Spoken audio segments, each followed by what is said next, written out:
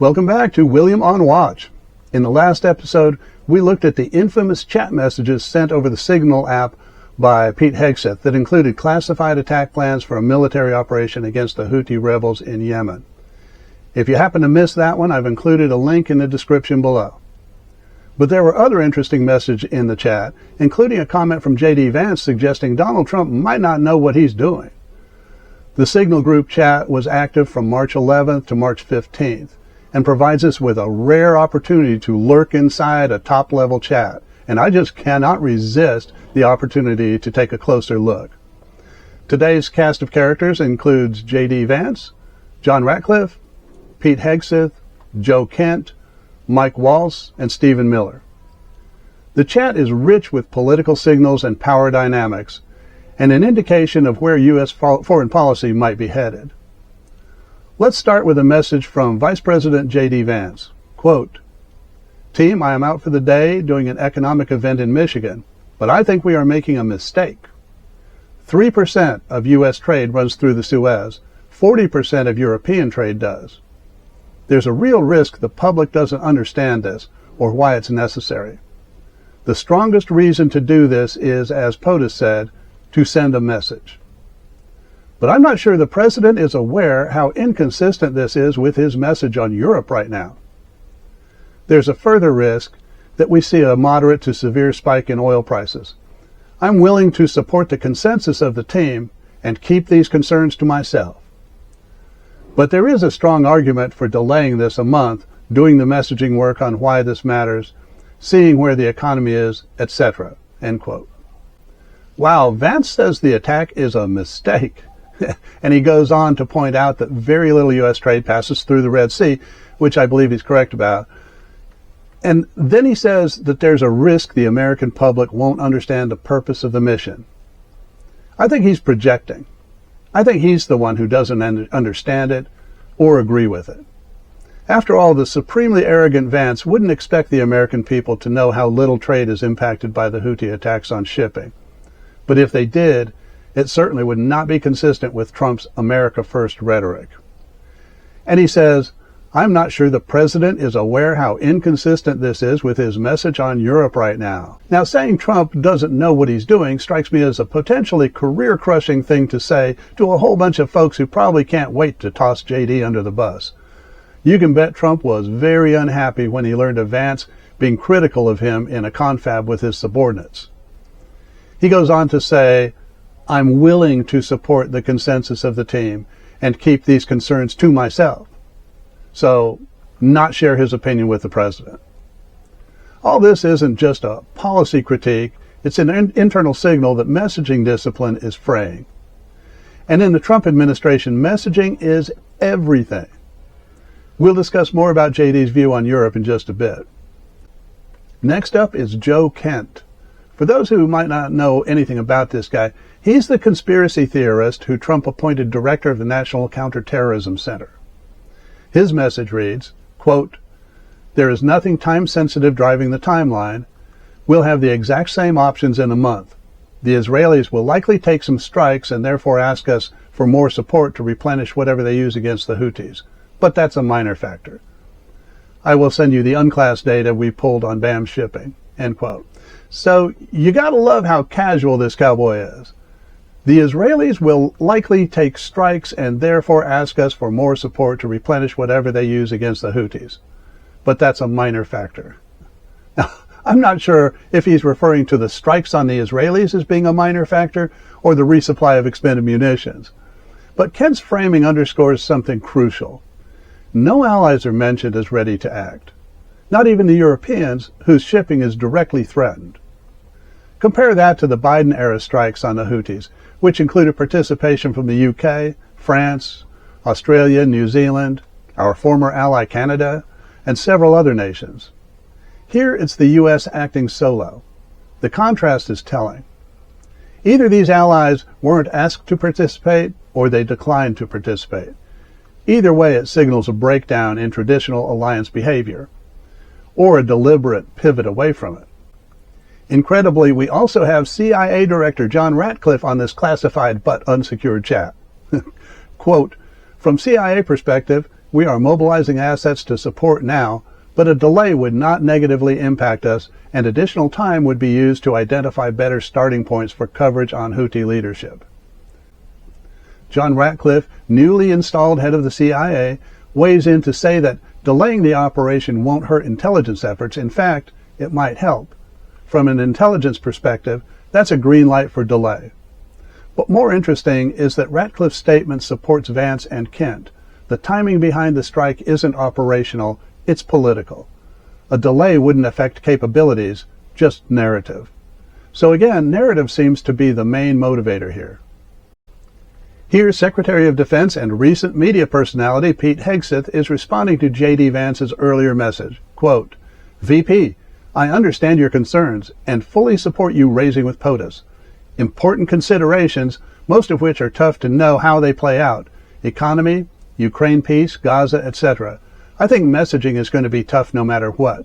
Nobody knows who the Houthis are, which is why we would need to stay focused on 1, Biden failed, and 2, Iran funded. Waiting a few weeks or a month does not fundamentally change the calculus. 2 immediate risks on waiting. 1, this leaks and we look indecisive. 2, Israel takes an action first, or Gaza's ceasefire falls apart, and we don't get to start this on our own terms. We can manage both. End quote. Here again, they seem to be more concerned with messaging than mission. Nobody knows who the Houthis are. So, I know who the Houthis are. And I'd bet you know who the Houthis are too. But the drive-by voters responsible for electing Trump probably don't.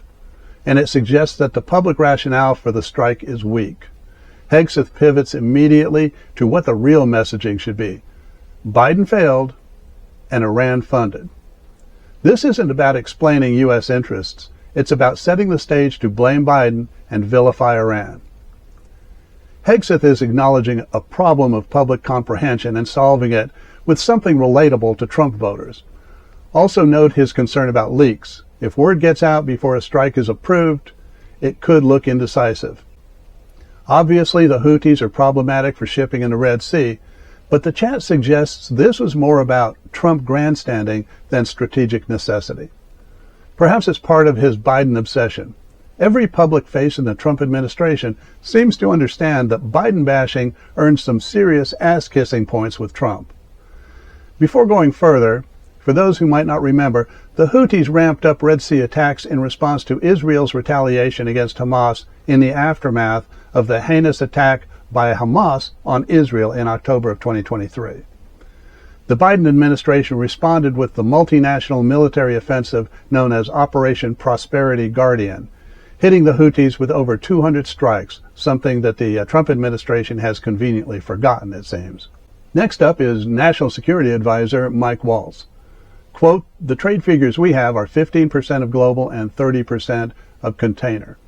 It's difficult to break that down to U.S. specific because much of the container either going through the Red Sea still or around the Cape of Good Hope, our components going to Europe that turns into manufactured goods for transatlantic trade to the United States. Whether we pull the plug or not today, European navies do not have the capability to defend against the types of sophisticated anti-ship cruise missiles and drones the Houthis are now using. So whether it's now or several weeks from now, it will have to be the United States that reopens these shipping lanes. Per the President's request, we are working with DoD and state to determine how to compile the cost associated and levy them on the Europeans. End quote. And Waltz continues, quote, as we stated in the first PC, we have a fundamental decision of allowing the sea lanes to remain closed or to reopen them now or later. We are the only ones with the capability, unfortunately. From a messaging standpoint, we absolutely add this to of horribles on why the Europeans must invest in their defense. End quote. So Waltz makes a bold statement. European navies can't defend their own trade routes. Only the U.S. can. And because of that, the U.S. should bill the Europeans for the cost of intervention, without, it seems, any prior agreement. Per the President's request. Let that sink in. This isn't collective security, it's transactional warfare. The idea is to reopen shipping lanes, for Europe and then send them the bill. Obviously, had NATO nations been included, there would have been an opportunity to spread the cost and to gain multinational operational experience. But they weren't included. Why? And Vance jumps back in with, quote, Pete Hegseth, if you think we should do it, let's go. I just hate bailing out Europe again. Let's just make sure our messaging is tight here. And if there are things we can do up front to minimize risk to Saudi oil facilities, we should do it, end quote. But there was no requirement to bail out Europe again, at least not that I'm aware of. Europe wasn't even invited. And again, with Vance, it's all about messaging. And here again is the guy who, until the last couple of months, was a weekend host on Fox News, but now purports to have a deep understanding of the military capabilities of foreign nations, DoD Secretary Pete Hegseth. Quote, VP, I fully share your loathing of European freeloading. It's pathetic. But Mike is correct. We are the only ones on the planet on our side of the ledger who can do this. Nobody else even close. Question is timing. I feel like now is as good a time as any, given POTUS directive to reopen shipping lanes. I think we should go, but POTUS still retains 24 hours of decision space.